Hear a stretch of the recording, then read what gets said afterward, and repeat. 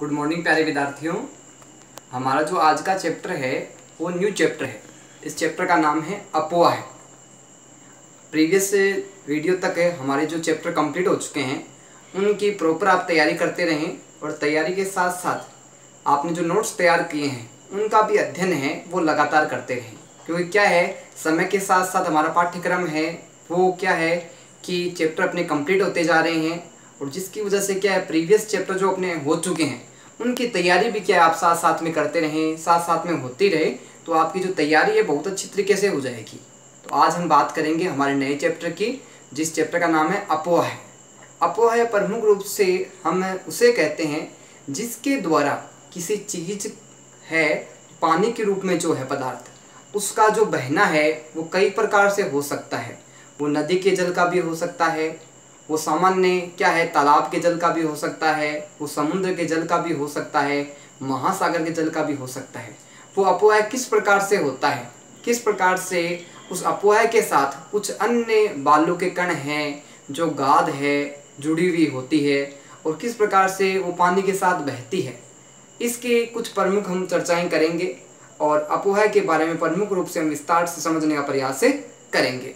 सबसे पहली बात ये आती है कि अपोहा है ये प्रमुख रूप से क्या होता है, उसका सामान्य अर्थ क्या होता है और इसको अन्य किस नाम से जानते हैं। ध्यान रखना कि अपोहा है उसको धरातलीय अपोहा के नाम से भी जाना जाता है। अपोहा का दूसरा नाम होता है धरातलीय अपोहा, यानी धरातल के ऊपर पदार्थ का बहना। बात आती है जल की वह मात्रा जो पृथ्वी की सतह पर गुरुत्वाकर्षण के प्रभाव में ढाल का अनुसरण करते हुए, यानी जल की वह मात्रा जो पृथ्वी की जो सतह होती है यानी धरातल का जो ऊपर का भाग होता है उस पे गुरुत्वाकर्षण के बल के कारण, यानी कुछ चीजें क्या है कि अपनी ओर क्या है जमीन की ओर अपने आप को खींचती है। उसमें से प्रमुख रूप से जल का जो प्रवाह है वो भी एक माना जाता है और किस कारण से होता है गुरुत्वाकर्षण बल के प्रवाह के कारण प्रमुख रूप से ऐसा होता है। बात आती है ढाल का अनुसरण करते हुए जल धाराओं सरिताओं नदियों के रूप में प्रवाहित होती है। अब ये जो अपोहा है ये प्रमुख रूप से किस रूप में होता है, जल धाराओं के रूप में होता है, सरिताओं के रूप में होता है, नदियों के पानी के रूप में होता है। तो प्रमुख रूप से हम कह सकते हैं कि एक ऐसी व्यवस्था है जिसमें भूमि की सतह पर जो बल होता है गुरुत्वाकर्षण बल के द्वारा उसके कारण क्या है कि जो ढाल का अनुसरण है, ढाल यानी जो सतह है किस प्रकार से है उसके अनुसार क्या है कि जो सरिताएं हैं, जो नदियां हैं, जो पानी है उसका प्रवाह प्रमुख रूप से होता रहता है। उसे क्या कहा जाता है, अपोहा कहा जाता है या धरातलीय अपोहा उसको कहा जाता है। बात आती है कि अपोहा तंत्र की जो व्यवस्था है वो प्रमुख रूप से किस प्रकार की व्यवस्था है। तो ध्यान रखना नदी तंत्र की व्यवस्था या जो व्यवस्था है जो व्याख्या है वो प्रमुख रूप से हमें अपोहा तंत्र के रूप में कर सकते हैं। किसके रूप में कर सकते हैं, अपोहा तंत्र की जो व्यवस्था है वो हम नदी तंत्र के रूप में उसकी व्याख्या प्रमुख रूप से कर सकते हैं। बात आती है कि विभिन्न दिशाओं से छोटी छोटी धाराएं एक साथ मिल जाती है। हम देखते हैं कि जो भूमि की सतह पर जो जल की धाराएं हैं वो अलग अलग स्थानों से बहती हुई जब एक साथ मिल जाती है तो बहुत सी क्या है सरिताओं का अपोहा का निर्माण हो जाता है और जिसके साथ क्या होता है कि विभिन्न धाराओं का आपस में मिलना एक मुख्य नदी का निर्माण करता है। जब विभिन्न प्रकार की धाराएं जब एक साथ इकट्ठी हो जाती है, एक साथ मिल जाती है और उनके मिलने से फिर किसका निर्माण होता है, प्रमुख रूप से बहुत सारी धाराएं जब संगठित हो जाती है, एकत्रित हो जाती है, आपस में मिल जाती है तो उसके बाद में प्रमुख रूप से क्या है कि एक मुख्य नदी का निर्माण होता है। किसका निर्माण होता है, मुख्य नदी का। किसके द्वारा होता है, विभिन्न सारी धाराएं हैं जब एक साथ इकट्ठी हो जाती है, संगठित हो जाती है और धाराएं जब अपने आप से क्रियाएं कर लेती है तो एक मुख्य नदी के रूप में परिवर्तित हो जाती है, मुख्य नदी के रूप में परिवर्तित हो जाती है, मुख्य नदी का निर्माण हो जाता है।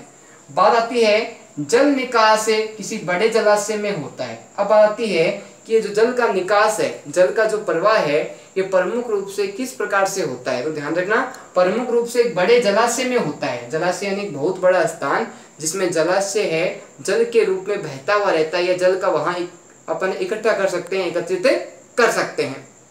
बात आती है झील या समुद्र या महासागर में होता है। अब आती है बहुत सारी जो सरिताएं हैं जो पृथ्वी के धरातल पर बहती हुई रहती है, उनको एकत्रित करने का जो साधन है, एकत्रित करने का जो स्थान है, प्रमुख रूप से कौन सा है, और ये सरिताएं कहाँ जाके प्रमुख रूप से मिल जाती है, कहाँ क्या है कि अपने आप को विलीन कर लेती है। तो प्रमुख रूप से इनका विलीन होने के जो प्रमुख स्थान है वो कौन कौन से हैं? झील, समुद्र या महासागर में ये सरिताएं जाके क्या है अपने आप को विलीन कर लेती है, अपने आप को इनमें मिला लेती है। बात आती है कि अपवाह द्रोणी क्या है, अपवाह द्रोणी किसे कहा जाता है? तो ध्यान रखना, प्रमुख रूप से एक नदी तंत्र द्वारा जिस क्षेत्र का जल प्रवाहित होता है उससे क्या कहते हैं? अपवाह द्रोणी कहते हैं। यानी प्रमुख रूप से जो एक नदी तंत्र है और जिसके द्वारा उस क्षेत्र का जो जल प्रवाह है वो प्रमुख रूप से प्रवाहित होता है, जो बहता है, उसे प्रमुख रूप से क्या है कि अपवाह द्रोणी कहा जाता है। बात आती है कि अपवाह द्रोणियों को एक दूसरे से अलग करता है, यानी अपवाह द्रोणियां हैं जो जल की जो सरिताएं हैं उनको एक दूसरे से अलग कौन करता है? तो प्रमुख रूप से ध्यान रखना, जो अलग करने का प्रमुख जो माध्यम है वो है पर्वत या उच्च भूमि। हम देखते हैं कि जब जल की सरिताएं बह रही है तो जब वो लगातार कब तक बहती रहेगी? जब तक समतल भूमि होगी या थोड़ी बहुत न्यूनतम उनमें 19-20 का अंतर देखने को मिलेगा, जब तक तो क्या है ये सरिताएं बहती रहेगी। लेकिन हम देखते हैं कि जब उच्च भूमि आ जाती है, जब उच्च भूमि आ जाती है या पर्वत आ जाते हैं तो वो सरिताएं हैं आपस में टूट जाती है। आपस में टूटने के कारण क्या होता है कि काफी ऊंची जगह जब बीच में आ जाती है तो वो जल की सरिताएं आगे बह नहीं पाती, वहीं रुक जाती है। और वहीं रुकने के कारण प्रमुख रूप से क्या होता है कि उच्च भूमि और जो पर्वत है उस कारण क्या है कि अपवाह द्रोणियां हैं वो आपस में एक दूसरे से अलग हो जाती है, एक दूसरे से विभाजित प्रमुख रूप से हो जाती है।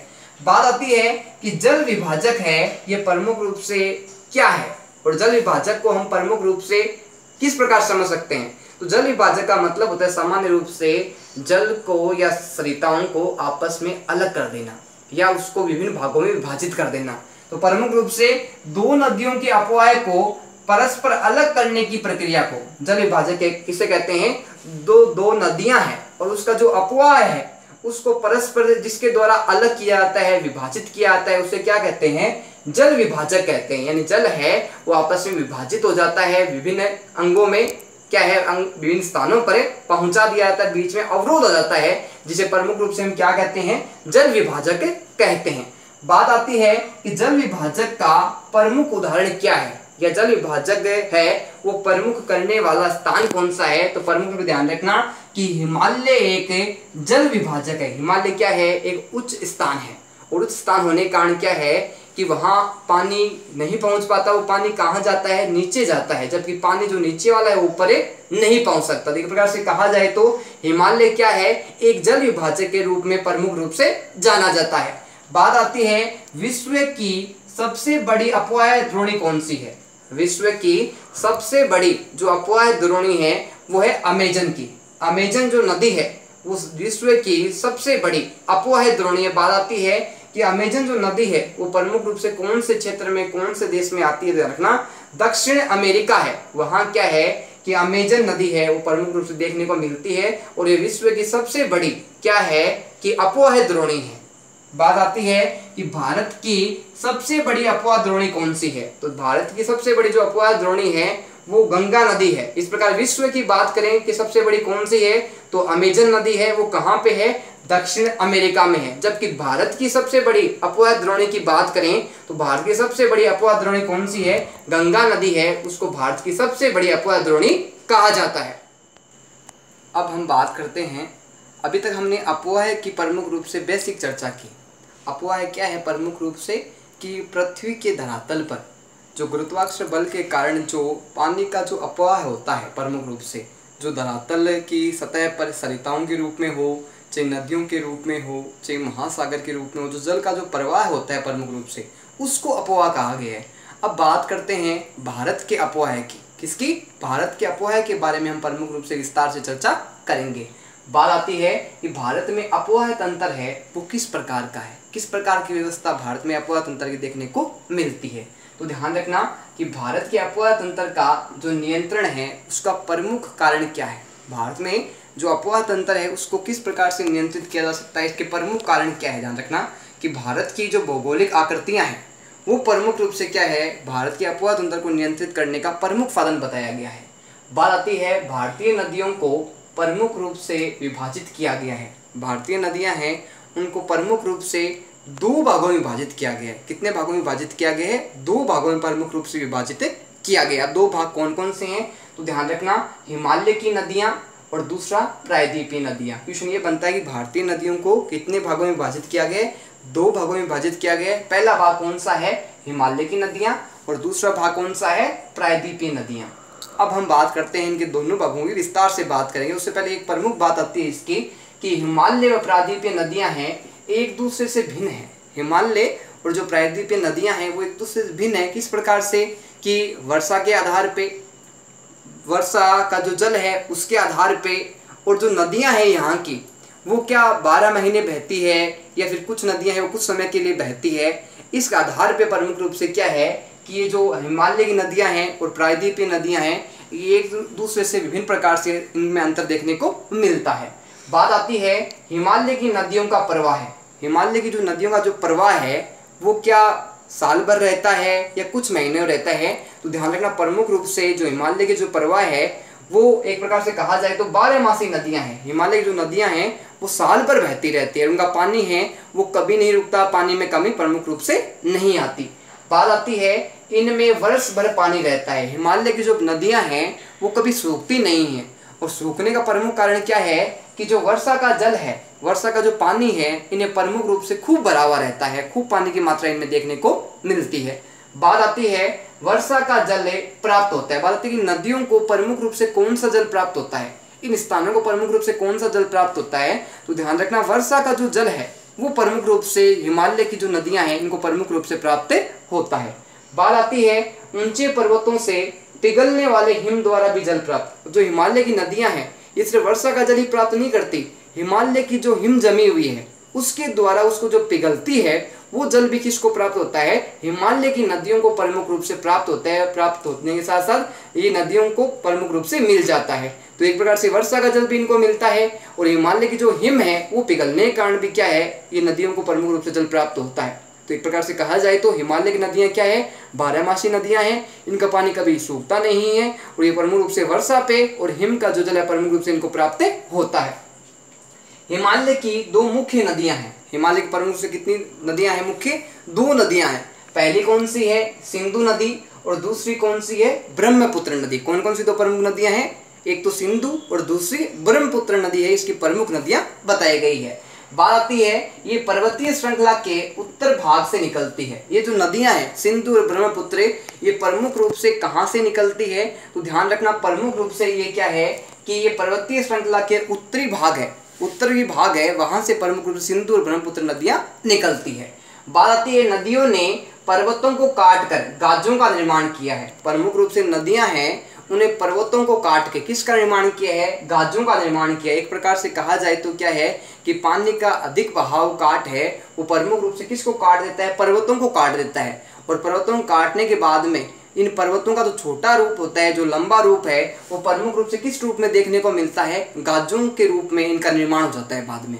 बात करते हैं हिमालय नदियां उत्पत्ति से लेकर समुद्र तक पहुंचने में लंबा रास्ता तय करती है। हिमालय की जो नदियां हैं ये उत्पत्ति स्थान से लेके बाद में ये प्रमुख रूप से क्या है कि ये जो समुद्र तक पहुंचती है इसके लिए बहुत लंबा सफर है, ये तय करती है। उसके बाद में कहाँ पहुंचती है? ये समुद्र में जाके प्रमुख रूप से बड़ी बड़ी झीलों में जाके प्रमुख रूप से ये मिल जाती है। बात आती है ऊपरी भागों में तीव्र अपरदन क्रिया करती है। जो ऊपरी भाग है जहाँ से बहता हुआ इनका पानी आता है वहाँ अपरदन की क्रिया प्रमुख रूप से होती है। अपरदन की क्रिया के कारण क्या होता है कि पानी के साथ साथ क्या है कि भूमि के जो तत्व है, जो मुख्य कुछ कण हैं, वो भी क्या है कि इस अपरदन क्रिया के द्वारा पानी के साथ बहकर ऊपर से नीचे की ओर आ जाते हैं। बात आती है प्रवाह में भारी मात्रा में सिल्ट व बालू का संवहन करती है।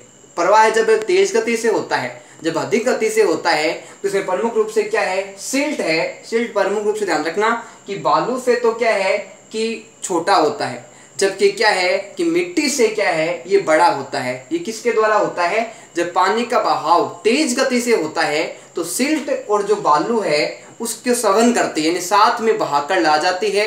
और उसके बाद में कहीं पे क्या है, जब पानी की गति समतल हो जाती है, पानी समतल धरातल पर जब बहता है तो क्या है कि पानी के साथ साथ ये कुछ कणों को वहाँ निक्षेपण कर देती है, जिस कारण वहाँ पे क्या है कि विभिन्न प्रकार की आकृतियों का निर्माण होता है। और एक प्रकार से क्या है, धरातल पर सामान्य बहने के कारण क्या है कि जो सरिताएं हैं, जो अपवाह है वो प्रमुख रूप से क्या है, निम्न है, वो सामान्य प्रमुख रूप से हो जाता है।